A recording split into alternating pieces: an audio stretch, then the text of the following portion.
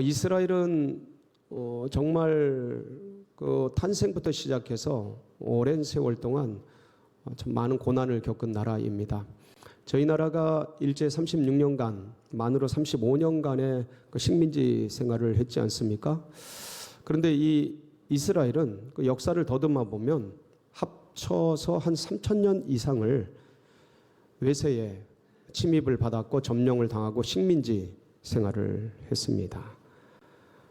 300년도 아니고 3,000년이 넘도록 그런 생활을 한 나라. 참 고통스러운 역사를 가지고 있고 아픈 민족의 그런 세월을 보낸 그런 나라라고 말할 수 있겠습니다. 그러한 그 이스라엘의 역사 속에서 오늘 우리가 읽은 이 에스겔서는 참 여러 면에서 굉장히 귀한 말씀을 다루고 있습니다. 에스겔 하면은 하나님께서 강하게 하셨다, 하나님께서 연단하셨다라는 뜻입니다. 이스라엘 역사를 기록한 많은 성경들이 있는데 그 중에 이스라엘 역사와 더불어서 예언을 한 분들이 꽤 있습니다. 에스겔은 참 독보적인 아주 독특한 위치를 점유하고 있는데 왜 그런 거 하냐면 이 에스겔은 이스라엘 나라가 역사 속에서 왕정 국가가 멸망하는 그런 과정에 예언을 하고 예언한 나라가 무너지는 현장 속에 있었던 몇 안 되는 그런 선지자입니다. 그러니까 자신의 나라가 무너지는 것을, 망하는 것을 동시대 속에서 보고 그리고 예언을 하고 왜 이 나라가 멸망하는지에 대해서 그 심판과 징계에 대해서 말씀하시면서 동시에 하나님께서 다시 일으키시고 회복하실 것에 대한 그런 예언을 선포한 선지자입니다.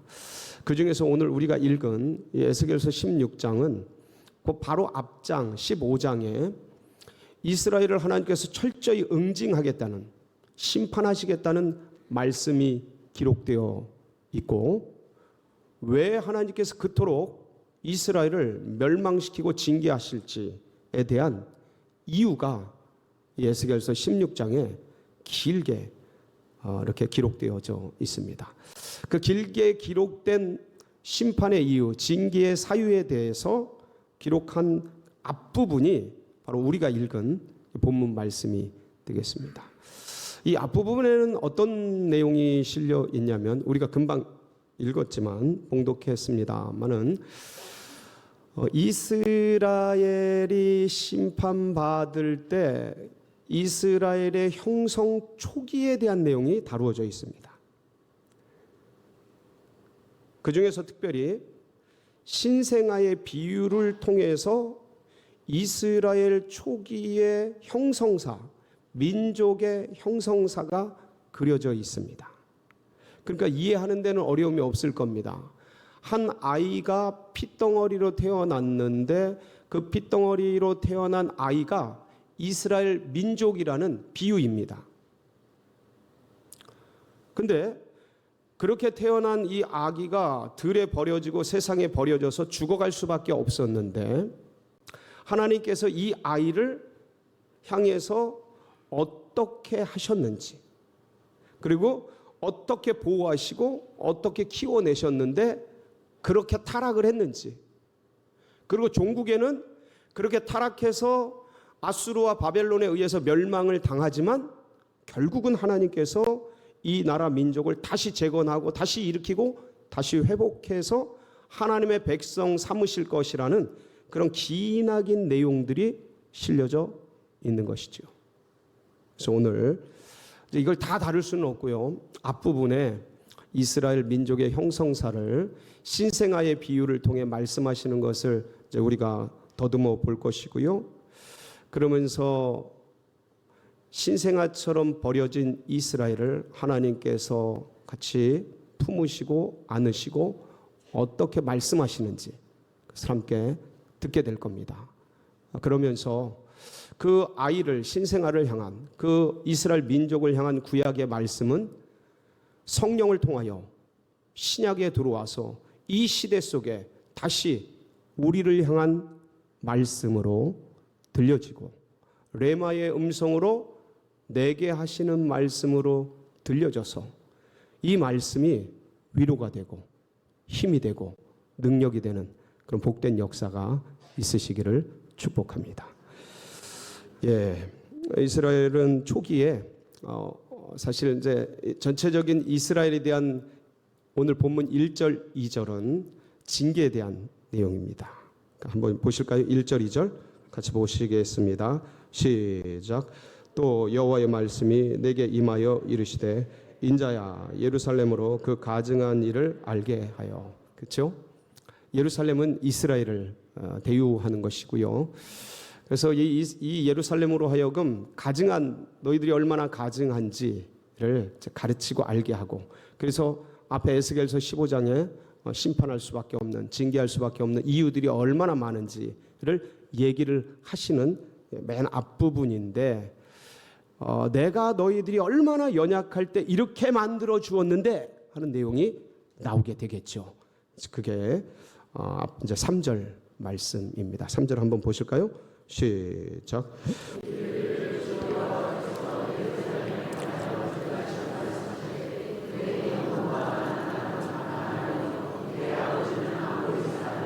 내 어머니는 햇사람이라. 예, 이제 비유의 말씀이지만 이 내용은, 그러니까 내 어머니는 아모리 사람이고 가나안 사람이고 내 아버지는 햇사람이고, 예, 그러한 내용들은 뭐냐면 내가 초기에 이방인들과 별반 다를 바가 없었다라는 내용입니다. 그러니까 네가 특별하지 않았다. 이스라엘이 뭐 하나님이 보시기에 아름다운 의가 있거나 뛰어난 성품이 있거나 인격이 찬란하거나 그런 나라가 아니었다. 가나안 사람과 똑같고 헷 사람과 아모리 사람과 별반 다를 바 없는, 세상에 많은 던져져 있는 이방신을 섬기는 그런 사람들이었다. 너희들은 내가 특별히 선택하거나 택할 아무런 이유가 없었던, 수많은 형벌받고 재앙받고 그렇게 살다 그렇게 죽을 그러할 민족이었고 그럴 나라였다라는 말씀을 이렇게 기록을 하고 있는 것이죠. 맞습니다. 여러분, 이스라엘은요 초기에는 사실 어떤 면에서는 세상 사람들보다 더 했습니다. 왜냐하면 그 조상들이 이방신을 섬겼습니다.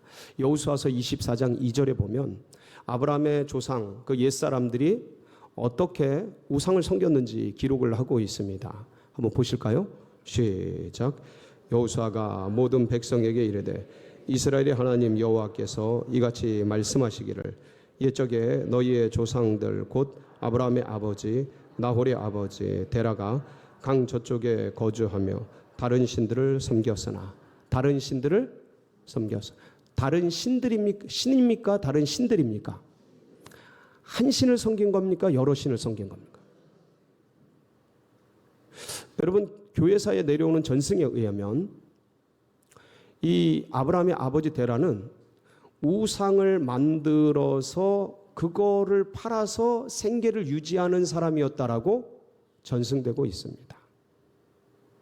그러니까 우상을 하나 섬긴 게 아니고 우상을 여러 신들을 섬길 뿐만 아니라 그것을 새겨서 팔아서 생계를 유지하고 먹고 사는 그런 사람들이었던 거예요. 그런 조상들이었던 것이죠. 원래 그런 사람들이었어요. 나은 것이 하나도 없었던 사람들입니다. 근데 하나님께서 도대체 이 이스라엘을, 이 유대인들을 왜 택하셨을까요?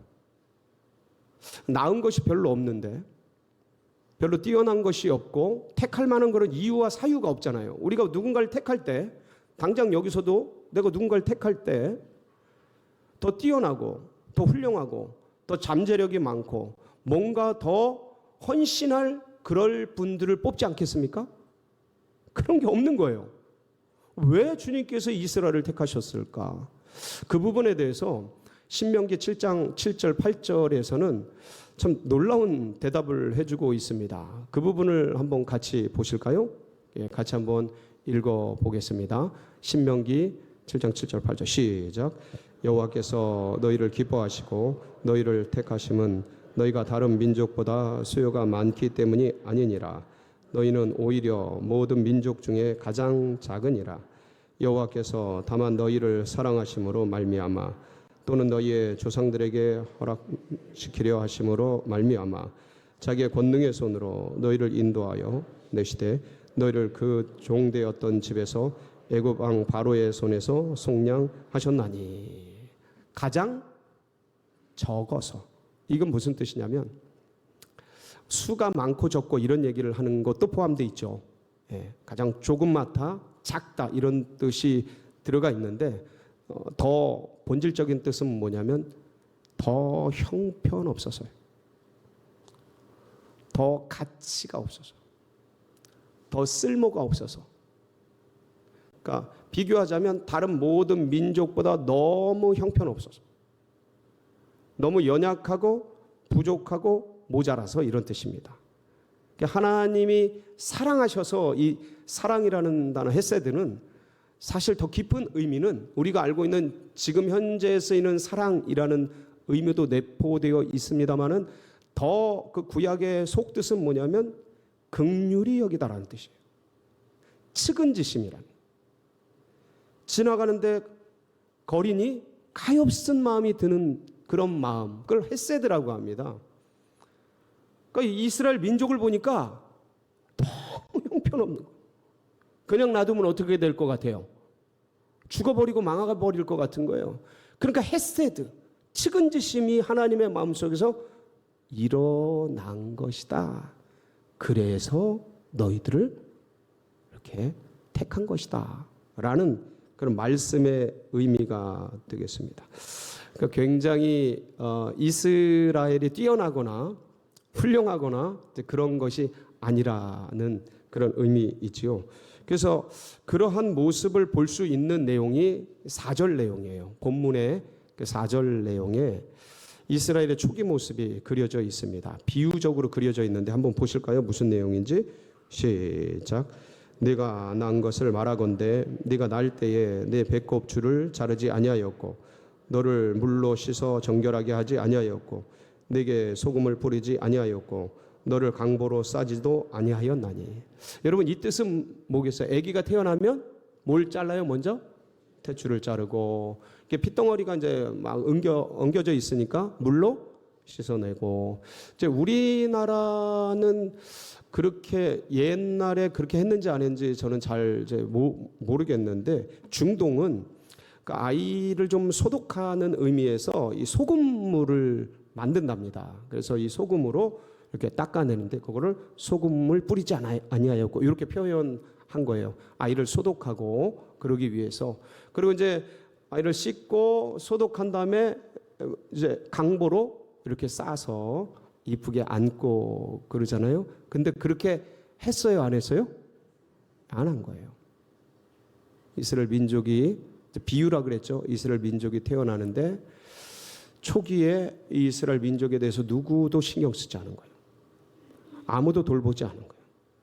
밖에 버려지는 것처럼 내동댕이 쳐진 것처럼 그렇게 냅둬 버린 거예요. 그래서 5절에 그 말씀이 이렇게 기록이 돼 있죠. 5절 시작. 아무도 너를 돌보아 이 중에 한 가지라도 네게 행하여 너를 불쌍히 여긴 자가 없었으므로 네가 나던 날에 내 몸이 천하게 여겨져 내가 들에 버려졌느니라. 예. 그러니까 여러분 이스라엘 초기 형성사를 기억해 보면 여러분도 아마 다 잘 아실 겁니다. 창세기 이야기이니까 하나님께서 갈대아 우르에서 아브라함을 불러서 하란에서 좀 있다가 하란에서 다시 불러서 가나안으로 가게 되고 이 아브라함을 부르시는 하나님께서 이삭에게 또 이런 족장의 위치를 흘려보내고 그리고 이제 이삭에서 야곱에서 12 아들을 낳아서 그 12아들 중에 초기에 뛰어난 사람이 있었죠. 누굽니까? 꿈의 사람 요셉이 17살에 꿈을 꾸고 그리고 이제 애굽으로 팔려가게 되죠. 그리고 거기서 참 하나님께서 크신 은혜 속에서 30살에 애굽의 총리가 됩니다. 기적 같은 일이죠. 그래서 그 14년간의 경제 정책을 기가 막히게 해결을 해내요. 그래서 그 고대 중근동에 요셉하면 위대한 인물로 이제 칭송을 받게 되는 인물이 되게 됩니다. 이렇게 훌륭하게 성장하고 성공한 요셉이 이제 부모님을 모시게 되죠. 그래서 야곱과 그의 가족 약 70여 명이 요셉을 보기 위해서 입애굽을 하게 됩니다. 근데 이때까지만 해도 사실은 고대 그 중근동에서 뭐 한 가족이 뭐 10명, 뭐 12명 되는 거 큰 문제가 아니었습니다. 왜냐하면 뭐 부인들을 1명, 2명, 3명 이렇게 여러 명 두니까 그분들이 한 2-3명만 놔도 이제 그렇게 인구가 가족이 되거든요. 그래서 대가족을 지향했던 고대 중근동에서 특별한 이슈가 아니었어요. 12명의 자녀들은. 그런데 이 한 가족이 애굽에서 고센 땅에 정착을 하면서 빠른 시간에 어떻게 됩니까? 엄청난 인구로 성장을 하게 됩니다. 그러면서 이 애굽에 혁혁한 공을 세운 요셉이 죽게 되고 요셉을 모르는 바로가 요셉을 모르는 애굽 왕이 왕으로 통치하게 됩니다. 그러면서 고센 땅에서 기하급수적으로 인구를 늘려가고 있었던 이 이스라엘 백성들을 긍정적으로 보는 게 아니고 부정적으로 보기 시작했습니다. 약간 이 민족을 노예 취급하기 시작했고 그래서 이것을 그냥 두면은 적과 내통을 해서 애굽이라는 우리 나라가 위협에 처해질 수 있으니 얘네들의 힘을 빼놓자. 그러면서 어떻게 이 민족 이렇게 많은 다수가 된 이 이스라엘 민족 사실은 그때는 이스라엘이나 민족이란 개념이 없었는데 초기니까 근데 그렇게 통칭을 하겠습니다. 이 이스라엘 민족을 어떻게 요리를 할까 하면서 생각하다가 나온 것이 이스라엘의 노예화입니다. 그래서 중노동과 건설 노동력으로 이제 사용하기 시작하는 그러한 초기의 모습을 볼 수가 있습니다. 그래서 출애굽기 그 내용이 1장 8절에서 11절에 보면 이렇게 기록이 되어 있습니다. 한번 보실까요? 시작. 요셉을 알지 못하는 새 왕이 일어나 애굽을 다스리더니 그가 그 백성에게 이르되 이 백성 이스라엘 자손이 우리보다 많고 강하도다. 자, 우리가 그들에게 위하여 지혜롭게 하자.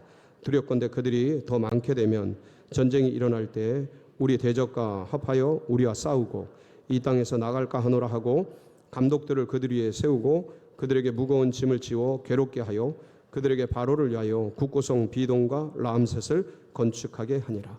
예, 큰 성들 예를 들어서 이제 우리가 쉽게 이해하자면 만리장성 쌓고 궁전 세우는데 노동력을 동원한 거예요. 여러분 이 만리장성을 쌓고 큰 거대한 궁전을 세우고 이런 데는 엄청난 노동력이 동원되면서 많은 사람들이 죽습니다. 그래서 보통 이제 노예들을 활용하거나 천민들을 이제 끌어다가 그런 일을 시키는데 이스라엘 백성들을 동원하기 시작한 거예요. 그러면서 정당한 대우를 하거나 그들의 인권을 존중하거나 그들의 어떤 뭐 복지를 생각했느냐? 전혀 그렇지 않아요. 전혀 그렇지 않아요. 우리가 이제 어릴 때 뭐 아오지 탄광 얘기도 하고 그랬는데 그러한 음식도 주지 않고 아주 타이트하게 그리고 고되게 힘들게 이런 일들을 하게 한 거예요. 그러면 이들의 인구가 줄어들겠지. 힘들고 어려우면 힘이 빠지겠지. 그 전략적으로 그렇게 접근을 한 거죠. 그런데 어땠습니까? 이스라엘 백성들이 그러면 그럴수록 더 강성해지는 거예요. 더 세지는 거예요. 더 많아지는 거예요. 놀랍지 않습니까? 힘든 일을 하는데 더 많아져요. 어려운 일을 하는데 더 세죠. 그래서 이 바로 왕이 굉장히 긴장을 합니다. 긴장을 하면서 다시 대책을 세우는데 출애굽기 1장 12절 14절에 보면 다음 대책을 세운 게 이렇게 기록되어 있습니다. 시작. 그러나 더욱 번성하여 퍼져나가니 애굽 사람이 이스라엘 자손으로 말미암아 근심하며 이스라엘 자손에게 일을 엄하게 시켜 어려운 노동으로 그들을 생활을 괴롭게 하니 곧 흙 이기기와 벽돌 굽기와 농사의 여러 가지 일이라 그 시키는 일이 모두 엄하였더라. 그러니까 국고성 비돔을 쌓고 건축하고 뭐 이런 어마어마한 토목 공사를 하면서 또 노동도 시키고 뭐도 시키고 계속 시키는 거예요. 쉬지 못하게 엄하게 타이트하게, 아주 강력하게. 참 하나님의 은혜가 놀랍죠. 그럼에도 불구하고 이스라엘 백성들이 인구가 더 많아지기 시작해요. 또 많아지기 시작. 그러니까 더 큰 위협을 느끼죠. 그래서 바로 왕은 인구 제한 정책을 쓰기 시작합니다. 산하 제한 정책. 예, 우리 전에도 이제 저희 아들 딸 구별 말고 둘만 나 잘 기르죠. 기억나시죠? 저도 그걸 이제 들으면서 자라났는데 그렇게 산하 정책. 그 전에는 막 셋, 넷, 다섯 많이 낳는데 그때 이제 산하 정책을 쓰기 시작했죠. 이 바로 왕이 아들이 태어나면 히브리 산파들 보고 부하와 시프라 보고 그렇게 아들이 태어나면 없애버리고 딸이 태어나면 냅둬라. 사실 이 인구 산하 정책을 쓸 때까지는 조용히 은밀히 진행됐던 것 같아요. 이 히브리 산파들을 왕들이 지령을 내려가지고 그렇게 했던 것 같습니다. 그래서 그런 정책을 시행하는데 이게 잘 됐을까요? 안 됐을까요? 예, 잘 되지 않았습니다. 출애굽기 1장 15절 16절에 보면 바로 왕이 이렇게 시행을 합니다. 시작. 애굽 왕이 히브리 산파 시프라와 하는 사람과 부하라 하는 사람에게 말하여 이르되 너희는 히브리 여인을 위하여 해산을 도울 때에 그 자리를 살펴서 아들이거든 그를 죽이고 딸이거든 살려두라. 그런데 이제 이 히브리 산파들이 이 바로 왕의 명령보다 하나님을 더 두려워해요. 굉장히 지혜로운 사람들이었죠. 신앙이 깊은 사람들이에요. 왜냐하면 왕의 명령을 어기면 뭐 어느 나라나 보통 죽음을 면치 않지 않습니까? 그러니까 그 죽음의 위기 속에서도 바로 왕의 말보다는 하나님을 두려워해서 자녀들, 아들들을 살려두게 됩니다. 그러면서 아주 놀라운 지혜로운 변명을 하게 되죠. 그 내용들이 어디에 기록이 되어 있냐면 출애굽기 1장 17절 21절에 이렇게 기록이 되어 있습니다. 같이 보실까요? 시작. 그러나 산파들이 하나님을 두려워하여 애굽 왕의 명령을 어기고 남자 아이들을 살린지라. 애굽 왕이 산파를 불러 그들에게 이르되 이같이 남자 아기들을 살렸느냐. 산파가 바로에게 대답하되 히브리 여인은 애굽 여인과 같지 아니하고 건강하여 산파가 그들에게 이르기 전에 해산하였더라 하매 하나님이 그 산파들에게 은혜를 베푸시니 그 백성은 번성하고 매우 강하여지니라. 그 산파들은 하나님을 경외하였으므로 하나님이 그들의 집안을 흥왕하게 하신지라. 참 지혜롭게 이렇게 응대를 하고 그러니까 이렇게 이스라엘 백성을 보호하고 하나님의 뜻을 준행하는 이 히브리 산파들에게 하나님께서 어떻게 해요? 축복을 해주시는 겁니다. 이스라엘 백성들이 당한 일이에요. 근데 사실은 이 일은요, 우리 인생길을 걸어가면서 부딪히는 수많은 문제와도 똑같습니다. 여러 가지 어려움이 옵니다. 어느 때는 더 이상 멈추고 싶을 때도 있죠. 내 한계다. 나는 한계 상황이 더 이상 이제는 그만하고 싶어. 이런 거 있습니까? 없습니까? 왜 없습니까? 삶을 살아가는데 여기 어르신들 중에 이런 일 안 당하고 그냥 오신 분들이 어디 있어요? 수많은 인생의 문제들 속에서 그런 문제 꽝꽝 부딪히면서 오신 분들이죠. 그분들에게 말씀하시는 거예요. 끝까지 버텨라. 견뎌내라. 포기하지 말고 살아만 있어라. 세 번째 뜻이 뭘까요, 그럼? 그러면 내가 너를 반드시 살려내리라. 키워내리라. 강하게 하리라. 아멘. 피투성이라도 살아있으라. 이스라엘 백성들에게 한 말씀입니다. 사랑하는 성도 여러분, 인생의 길, 신앙의 길이 만만치 않습니다. 그러나 이 말씀을 가슴에 꼭 새기고 피투성이라도 살아있으라. 견디고 승리하는 복된 역사 있으시길 주의 이름으로 축복합니다.